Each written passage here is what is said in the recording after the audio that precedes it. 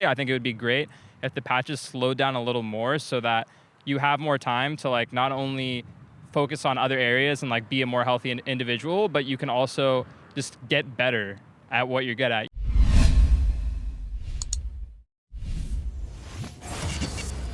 What is the fourth week? I think it's the fourth week. It is the fourth week of NA LCS. Rift Rivals throwing me off. Know what week it is, Travis? Because Rift Rivals threw me off. It's like the fifth week I've been at the studio for summer, but there was an event last week that doesn't count technically. It's okay. Real fans would know, but I got it, Travis. Yes. I got it. You're a fan of EU LCS now. Yeah. I like winners. No. That made me, it was disgusting to say that. This whole interview brought to you by OmniSlash, by the way. I'm joined by Darshan to talk a little bit about his crazy game just now against Huni. So first off, it was really interesting because I was driving in and listening to the countdown, which is the show that they do beforehand, and they were talking about how Huni, who has such like a dominant record in the NALCS, you actually have a pretty good record against him. And then it was funny because then you went forward and spanked him across that match. So first off, what was the calculation going up against Huni? And like, was the Darius pick like an intentional pick against him in particular? I mean, what was going on there? I personally feel like Huni isn't playing very well right now to like his like former strength. I think like at his best, he's a player who likes to play very aggressive and play with his jungler. And I feel like over time that's gotten a lot worse. But I also feel like it's very easy to play against him because he kind of has like a one-track mind playing against him in like one play style. And he constantly overextends. And if you look at our game, we just caught him out so many times. So I personally feel like it's pretty easy to play against Huni as opposed to other top laners. And then on top of that, his mechanics have gotten worse. So I kind of see him as like just another NALCS top laner. So based on all the conversations I had with EU LCS pros last week, they would say, of course his mechanics have gotten worse. He plays in North America, 60 ping, all this amazing food. That was one thing they said, by the way. They also said girls. Like there seems to be an assumption that like players that come here will get worse because of the environment. I'm very curious what your take is on that. I can definitely see why people feel that way, and I think it's really easy to blame it on the environment, but I'm personally always someone who kind of looks at like the person can push themselves to do more.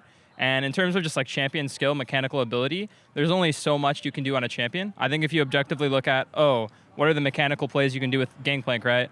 You can just figure those out and then practice those, even in practice tool. You don't need, I mean, I would love 8-ping, honestly. Like, that's something that I want to get for the players, but I definitely feel like there's a lot of ways you can practice around that, and blaming everything on the culture, I don't think is a very good excuse. Yeah. You say you want to get, so is the Players Association strong enough to move the Chicago servers to Los Angeles? Can we do that? Who knows? I'm currently in the process of figuring out what we can do, and hopefully, I mean, that's what the Players Association is for, right? Like trying to do things to actually help players. Can we help in this situation? I'm going to do everything I can. I can't say for sure, so definitely don't quote this interview, but we're trying to do what we can. Can I quote this interview? Because it's my interview, that's what I do, right? Yeah, so Travis is going to take this line and then put it on the headline for Reddit so it gets that front page goodness. So yeah, don't take it too out of context. Everyone reading Reddit, I mean, they probably will, huh? Yes. I need the upvote. No, I'm just kidding. But I mean, the reason I would do it is because I feel like this conversation is back after like a 2 or 3 year hiatus. Like I remember when all this happened, there was conversation about like, this tournament realm and like players can't stream from it and like it's weird.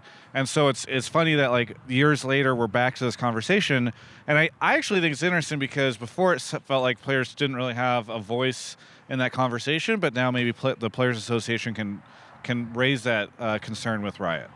Yeah, exactly. I want the Players Association to actually be a body, like an organization that can do something as opposed to just, it's a Players Association, great. Like, what are you actually going to do, right? So I'm really hoping we can make some actual change happen there. And we'll see.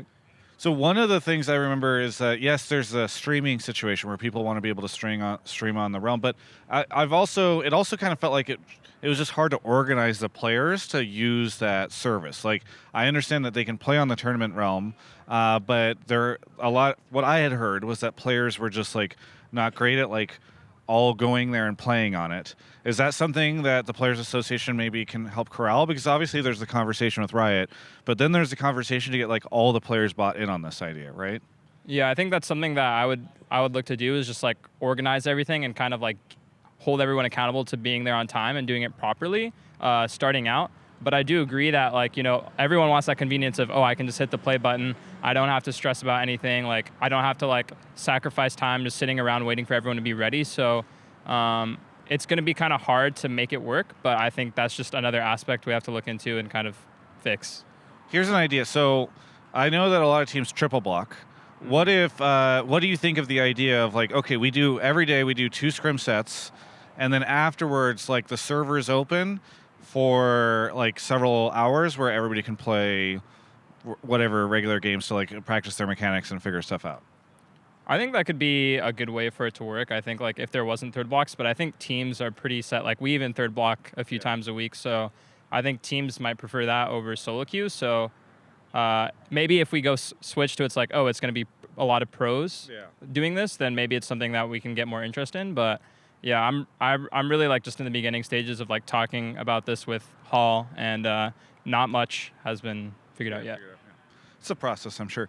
The other interesting conversation that came up this week was the double lift video about patching and all that. Did you get a chance to catch that? I think I watched that. Yeah. So right over there. Yes. Say hi. We're talking about your video. I loved your video, Peter. It was great. I hate Jake. Does Xfithy have to salute you every time? Yeah, he's trolling. He calls you his president every time? Yeah.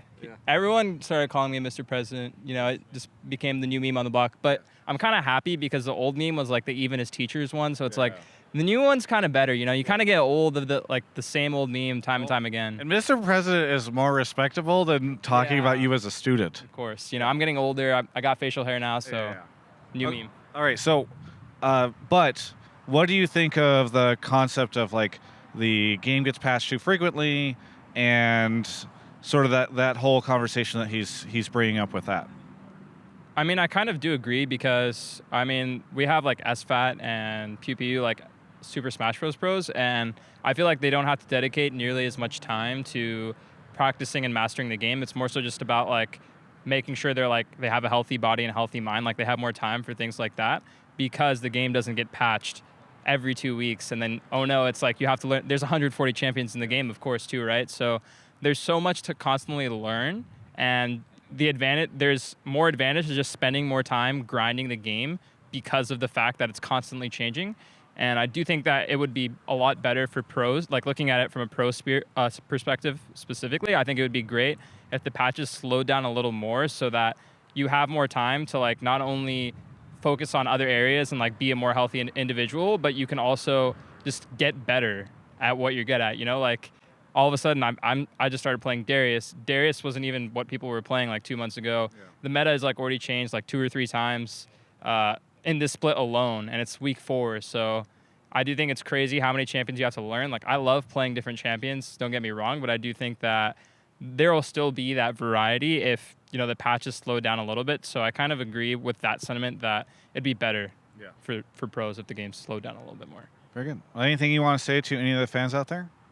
I want to say thank you guys for the support. And what do you get for, like, the Patreon? Like, what level do I have to get for, like, the top tier Travis? I send the Polaroids out at $100. Oh yeah. Get that top tier Travis Polaroid subscription. I think that's what I'll be doing after the games today. Okay.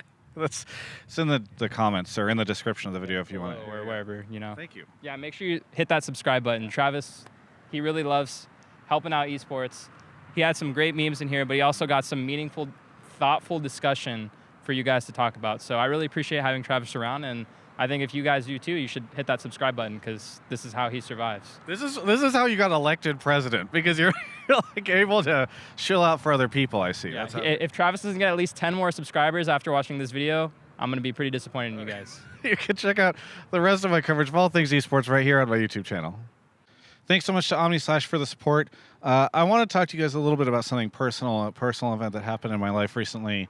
A lot of you might know that I moved out of my old place and into a new place, and that's because my family has expanded. That's right, I'm actually supporting someone else now. And so that when Omni/ supports this, when you hit up my Twitch channel with a Twitch Prime, when you subscribe to this, when that car drives by, that all that stuff is going to supporting not just me, but also Kobe, who lives with me now. You've all heard the rumors about Castor Pay. I got to take care of him. He expects me to pay all the rent, to feed him, to basically do everything. He just sort of plays video games, and then I just have to do everything else. Anyway, so your support helps me take care of my family being Kobe.